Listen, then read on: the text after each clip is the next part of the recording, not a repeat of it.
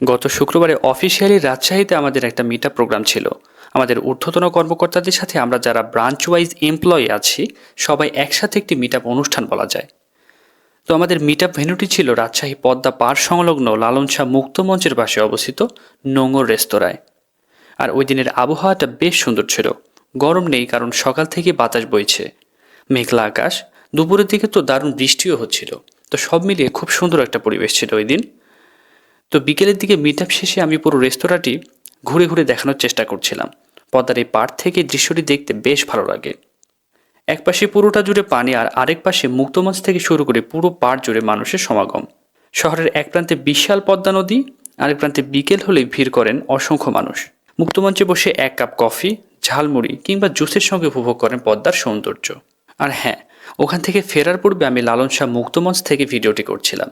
এটি মূলত পদ্মা নদীর কূল ঘেঁষে নির্মিত একটি উদ্যান ও বিনোদন কেন্দ্র।